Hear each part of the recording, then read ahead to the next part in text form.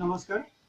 আমাৰ ভাৰত চৰকাৰে 21 দিনীয়া যি লকডাউন ব্যৱস্থা ঘোষণা কৰিছে, এই ব্যৱস্থাটোৰ প্ৰতি সন্মান জনাই মই ঘৰতে আছোঁ আৰু ঘৰত থাকি মই আপোনালোকৰ বাবে এটা সুন্দৰ অনুষ্ঠান সজাবলৈ যত্ন কৰিছোঁ।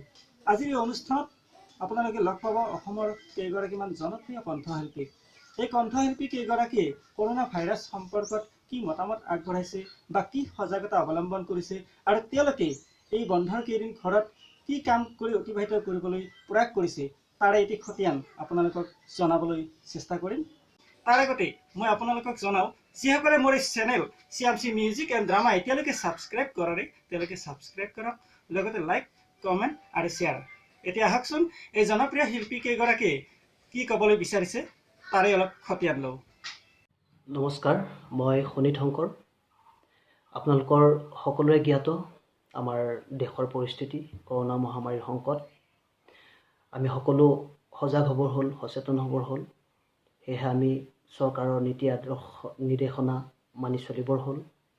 নিজৰ ঘৰখন, পৰিয়ালটো আৰু দেশখনক বচাবৰ কাৰণে আমি সকলোৱে সাৱধান সচেতনতা হ'বৰ কাৰণে মই মোৰ ফালৰ পৰা সকলোকে অনুৰোধ জনাইছোঁ। আমাৰ সেই আগৰ পুনৰ অৱস্থাটো ঘূৰি আহিবৰ কাৰণে আমি নিজেই সচেতন হ'ব লাগিব আৰু এয়া উচিত সময় আমি সকলোৱে সাৱধানতা অৱলম্বন কৰাৰ। আৰু দেশত জৰুৰীকালীন অৱস্থাত যিসকলে দিন ৰাতি একাকাৰ কৰি আমাৰ কাৰণে খাটি আছে তেখেতসকললৈ মই মোৰ ফালৰ পৰা অনুৰোধ জনাইছোঁ আৰু এটি জয়ন্ত হাজৰিকাদেৱৰ কালজয়ী গীতেৰে আমাৰ সেই পুনৰ অৱস্থা ঘূৰি আহিবৰ কাৰণে মই প্ৰাৰ্থনা জনাইছোঁ। এই গীতটিৰ জৰিয়তে ভগৱানক নেদেখাজনক প্ৰাৰ্থনা জনাইছোঁ, সকলোৰে সুস্বাস্থ্য কামনা কৰিছোঁ।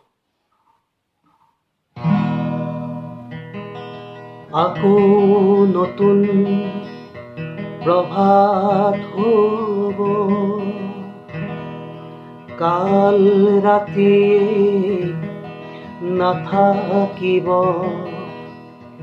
নিউ নিউ কৰা ফেঁচাৰ চিঞৰ, শিয়ালৰ আঁতৰিব, নিউ নিউ কৰা ফেঁচাৰ চিঞৰ, শিয়ালৰ আঁতৰিব। সঁচাকৈ আমাৰ পুনৰ অৱস্থা আকৌ ঘূৰি আহিব যদিহে আমি সজাগ সচেতনতা অৱলম্বন কৰোঁ। সেয়েহে সকলোকে সতৰ্ক কৰক, সাৱধান কৰক, শংকিত হ'ব নালাগে। আমি সকলোৱে উচিত সময়ত উচিত সুৰক্ষা লোৱাটো আমাৰ নিজৰ কৰ্তব্য। সকলোকে অনুৰোধ জনাইছোঁ। ধন্যবাদ। নমস্কাৰ, মই শ্ৰী বসন্ত বাগগিৰি। বৰ্তমান গোটেই বিশ্বত কৰোনা অৰ্থাৎ COVID-19 আতংকিত কৰি তুলিছে আটাইকে। গোটেই পৃথিৱীতে আতংকিত হৈছে, ভাৰতবৰ্ষ হৈছে, আমাৰ অসমে আমি আতংকিত হৈছোঁ। আৰু এই আতংকিত হোৱা সময়ত প্ৰধানমন্ত্ৰী মোদীদেৱে 21 দিনৰ কাৰণে আমাক ঘৰৰ ভিতৰত থাকিব দিছে আৰু অন্যান্য সা সুবিধাখিনি আমাক দিছেই। গতিকে আমি এই 21 দিন মানৱ জাতিৰ কল্যাণৰ কাৰণে আমি থাকিব লাগিব। আপোনাসকলক কাবৌ কৰিছোঁ, প্ৰণিপাত জনাইছোঁ, সেৱা জনাইছোঁ। এইখিনি সময়ত অন্ততঃ আপোনাসকলে কিতাপ পঢ়ক। মই নিজে কিছু কিতাপ পঢ়িছোঁ, কিছু কথা মই লিখিব আৰম্ভ কৰিছোঁ। মোৰ জীৱনত কিমান অনুষ্ঠান কৰিলোঁ, কিমান কি কৰিলোঁ তাৰ ওপৰত এখন মই ধাৰাবাহিকভাৱে লিখিছোঁ। আৰু মই যোৱাকালি আৰম্ভ কৰিছোঁ মোৰ আত্মজীৱনী আৰু এখন শিশু কবিতাৰ কথা চিন্তা কৰিছোঁ। আৰু এইফালে চিন্তা কৰিছোঁ ফকৰা যোজনা, বজালীৰ ফকৰা যোজনাৰ ওপৰত। আমি যদি মানৱ জাতিয়ে নাথাকোঁ তেনেহ'লে আমাৰ এই ধন সোণ টকা পইচা আমাৰ এইবিলাক কিয় লাগে? আমাৰ মানৱ জাতিটো ৰক্ষাৰ কাৰণে এটা প্ৰত্যাহ্বান আহি পৰিছে। এই প্ৰত্যাহ্বান আমি ৰক্ষা কৰিবই লাগিব যেনে তেনে। সেইকাৰণে আমি লোকগীতত গাইছিলোঁ, তল যাই নৰনৌকা নুঠে কিন্তু কোনোদিনে, পুকাঠি কাঠৰে নৌকা বিন্ধিলে ক ঘূণে, তল যাই নৰনৌকা নুঠে কোনোদিনে। যদি কোনোবা দিনাখন আমাৰ এই পুকাঠি কাঠৰ এই দেহাটোত যদি কৰোনা ভাইৰাছ সোমায় তেতিয়াহ'লে ই আৰু যি সোমাব, যি পৰিব পানীৰ তলত, ই আৰু নুঠে কোনোদিনে। সেয়ে ইমান সুন্দৰ পৃথিৱীখন চোৱাৰ কাৰণে মানৱ জাতিক আপোনাসকলে এটা সুবিধা দিব লাগে। প্ৰতিভা পাণ্ডে বাইদেউ গাইছিল, মানৱ দেহা মাটিৰে ভাণ্ড, ভাঙিলে হ'ব খণ্ড খণ্ড। একেই কথাটো। যদি এই মানৱ দেহাৰ ভিতৰত কৰোণা সোমায় তেতিয়াহ'লে খণ্ড খণ্ড হৈ যাব, তাৰ কোনো নিস্তাৰ নাই। সেইকাৰণে মই ক'ব খুজিছোঁ, অদ্ভুত অদ্ভুত ঘটনা ঘটিব ধৰিছে সংসাৰত, গোটেই ভাৰতবৰ্ষত, পৃথিৱীত। তাৰ কাৰণে মই কৈছিলোঁ, অ' মোৰ ৰাইজৈ কিনো অদ্ভুত ভৈলা, অ' মোৰ ৰাইজৈ কিনো অদ্ভুত ভৈলা, কৰোণা ভাইৰাছে গোটেই বিশ্বতে, কৰোণা ভাইৰাছে গোটেই বিশ্বতে 21,000 প্ৰাণ লৈলা মৰাই জৈ কিনো অদ্ভুত ভৈলা। এই অদ্ভুত ঘটনাটোৰ আমি সাক্ষী হৈ থাকিব বিচাৰোঁ। জীয়াই থাকি মানৱ কল্যাণৰ কাৰণে আপোনাসকলে কৰক। মই সেৱা জনাইছোঁ, প্ৰণিপাত জনাইছোঁ আৰু মোদীদেৱে দিয়া 21 দিন বন্ধ সফল হওক বুলি কামনা কৰি আটাইৰে মানৱ কল্যাণ সাধন হওক বুলি মই ঈশ্বৰৰ ওচৰত প্ৰাৰ্থনা জনাইছোঁ। ধন্যবাদ, নমস্কাৰ। নমস্কাৰ, মই ৰূপাংকিতা পাপৰি। সমগ্ৰ অসমবাসী ৰাইজকেই মোৰ আন্তৰিক নমস্কাৰ জনাইছোঁ আৰু ইয়াৰ দ্বাৰা, এই ভিডিঅ'টোৰ দ্বাৰা এইটোৱে ক'ব বিচাৰিছোঁ যে এটা ভয়ংকৰ পৰিস্থিতি বৰ্তমান সমগ্ৰ বিশ্বতেই মানৱ জাতিৰ কাৰণে এটা বৰ ক্ৰুচিয়েল সময়, বৰ বিপদযুক্ত সময়, বৰ বিপদৰ সময়। কাৰণটো আপোনালোকে সকলোৱে জানে, কৰোণা ভাইৰাছ চাইনাৰ পৰা অহা এটা অতি ভয়ংকৰ কিন্তু অতি দুৰ্বল ভাইৰাছ। আমাৰ মানুহৰ কিছুমান সৰু সৰু সাৱধানতাৰ অভাৱৰ কাৰণেই এই ভাইৰাছটো ইমান ভয়ংকৰ ধৰণে বিয়পিছে। গতিকে যিখিনি কৰণীয় কাম আমাক কৰিবলৈ কোৱা হৈছে, যেনে হাতখন সদায় পৰিষ্কাৰকৈ ধুই চেনিটাইজাৰ ইউজ কৰিবলৈ দিছে, আৰু আটাইতকৈ জৰুৰী আৰু আটাইতকৈ যুক্তিসংগত আৰু আটাইতকৈ ভেলুৱেবল কথাটো হৈছে যে নিজক গৃহবন্দী কৰি ৰাখা। ইয়াৰ অৰ্থ এইটো নহয় যে নিজে নিজক শাস্তি দিছোঁ। ইয়াৰ অৰ্থ এইটোৱেই যে যদিহে ভৱিষ্যতটো, সুন্দৰ ভৱিষ্যতটো আমি চাবলৈ ইচ্ছা কৰিছোঁ, যদি মানৱ হিচাপে, মানুহ হিচাপে এই পৃথিৱীত জীয়াই থাকিব বিচাৰিছোঁ, নিজক জীয়াই ৰাখিব বিচাৰিছোঁ, তেতিয়াহ'লে এই ষ্টেপটো আমি ল'বই লাগিব। আমি নিজক গৃহবন্দী কৰিবই লাগিব, যাতে বাহিৰত পিলপিলাই ঘূৰি ফুৰা কৰোণা ভাইৰাছ নামৰ এই ভয়ংকৰ ব্যাধিটো আমাৰ গাৰ জৰিয়তে আমাৰ ঘৰলৈ নাহে, আমাৰ ঘৰত আমাৰ মা দেউতা, আমাৰ সতি সন্ততি এইবোৰ লৈ যাতে নাহে, আৰু আমাৰ কৰোণা ভাইৰাছ নহ'লে আমাৰ সমাজখনো আমাৰ পৰা বাচিব। আৰু এই কামটোৰ জৰিয়তে, এই সৰু সৰু সাৱধানতাবিলাকৰ জৰিয়তে নিজক গৃহবন্দী কৰি ৰখাৰ লগতে পৰিষ্কাৰ পৰিচ্ছন্নতা অৱলম্বন কৰিলে আমি নিজৰ লগতে, নিজৰ পৰিয়ালৰ লগতে সমগ্ৰ মানৱ জাতি, সমগ্ৰ ভাৰতবৰ্ষ, সমগ্ৰ বিশ্বকে কৰোণা ভাইৰাছ মুক্ত কৰিব পাৰিম। এইখিনি কথা।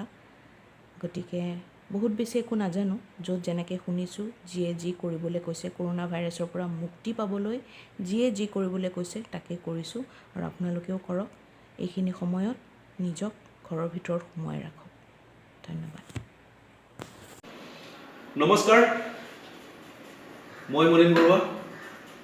আজি সমগ্ৰ বিশ্বতে কৰোণা ভাইৰাছৰ যি সন্ত্ৰাস, যি এক মহামাৰীৰ ৰূপ ধাৰণ কৰিছে, ইয়াতে বহুতো লোক মৃত্যুমুখত পৰিছে। এই বিপদৰ পৰা পৰিত্ৰাণ পাবলৈ চৰকাৰে আমাক যি নিৰ্দেশনা জাৰি কৰিছে, আহক আমি সকলোৱে চৰকাৰ তথা প্ৰশাসনক সহযোগ কৰোঁ।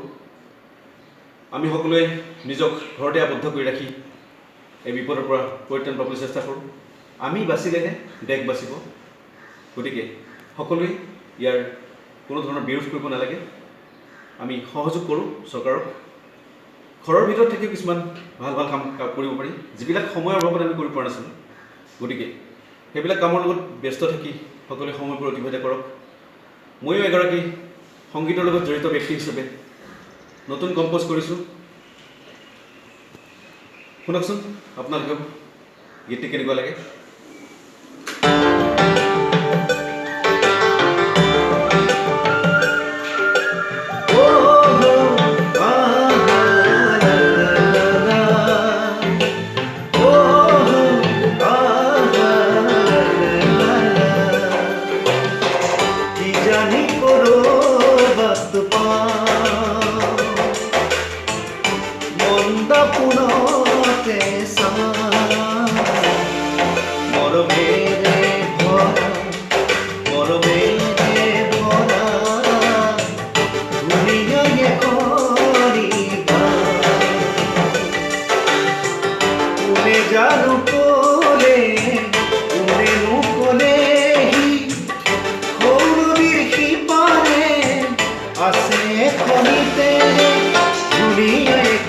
গান মৰমেৰে ভৰা মৰমেৰে ভৰা দুনিয়ায়ে কৰি গান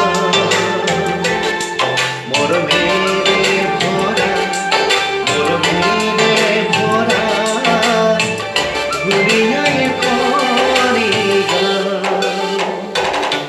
এইখিনিতে পুনৰবাৰ মই আপোনালোকক অনুৰোধ জনাইছোঁ সকলোৱে নিজক ঘৰৰ ভিতৰতে আবদ্ধ কৰি ৰাখক। প্ৰথমতে আপোনালোকে নিজক বচাওক, লগতে দেশক বচাওক। এইখিনিতে মই ভগৱানৰ ওচৰত প্ৰাৰ্থনা জনাইছোঁ সকলো কুশলে থাকক, সকলো নিৰাপদে থাকক। ধন্যবাদ। নমস্কাৰ, মই ৰেখা ভাৰতী। আমাৰ সকলোৰে জ্ঞাত যে নভেল কৰোণা ভাইৰাছে বিশ্বজুৰি সন্ত্ৰাসৰ সৃষ্টি কৰিছে। আমাৰ ভাৰতবৰ্ষ বৰ্তমান ষ্টেজ 3ত উপনীত হৈছে। ইয়াৰ পৰা হাত সাৰি থাকিবৰ বাবে কেন্দ্ৰীয় চৰকাৰে 21 দিনীয়া লকডাউন ঘোষণা কৰিছে। আপোনালোকলৈ এটাই অনুৰোধ, এই নীতি নিৰ্দেশনা যেন মানি চলে, সকলোৱে যেন ঘৰতে থাকে। বিশেষ জৰুৰী কাম নাথাকিলে যেন কোনেও কলৈকো ওলাই নাযায়, আৰু কিবা কাৰণত যাবলগীয়া হ'লেও যেন সামাজিক দূৰত্ব বজাই ৰাখে। এগৰাকী গৃহিণী হিচাপে অনুভৱ কৰিছোঁ এই সময়ত খাদ্যবস্তু বা ইন্ধনৰ নাটনিয়ে দেখা দিব পাৰে। গতিকে গৃহিণীসকলেও যেন এই কথাটোৰ প্ৰতি নজৰ ৰাখে। আৰু এনেকুৱা সময়ত ছ'চিয়েল মিডিয়াত বহুতো অপশক্তিয়ে উৰা বাতৰি বিয়পোৱাৰ প্ৰচেষ্টা হাতত লৈ থাকে। গতিকে কোনেও যেন এই উৰা বাতৰিত ভুল নাযায়, সকলোৱে এক বিজ্ঞান মনস্ক মনোভাৱ লৈ আগবাঢ়ি যায়। আৰু পৰিষ্কাৰ পৰিচ্ছন্ন হৈ থাকিব লাগে।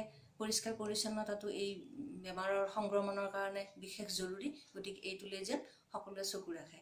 ইয়াৰ উপৰিও এই সময়খিনিত যথেষ্ট সময় আমি হাতত পাইছোঁ।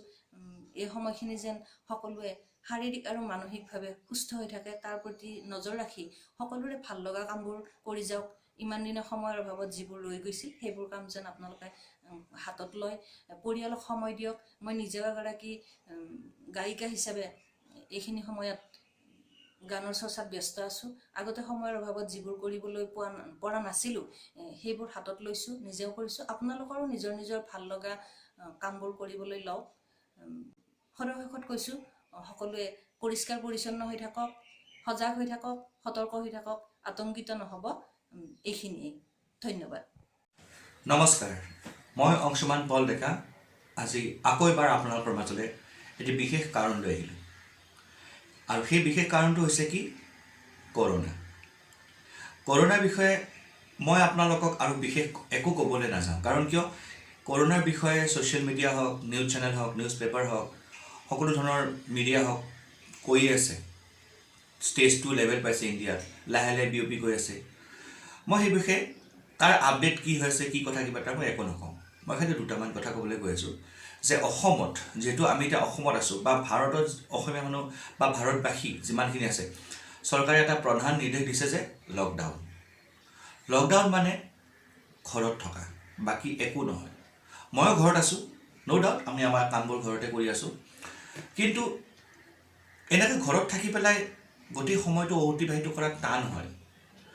এই টান সময়খিনিত আপোনালোকে বা আমি এটা কাম কৰিব পাৰোঁ, সেইটো হৈছে কি, আমাৰ নিজৰ সৃজনীমূলক শক্তিৰে যিমানখিনি সৃজনীমূলক কাম কৰিব পাৰোঁ তাৰ ওপৰত আমি গুৰুত্ব দিয়া উচিত।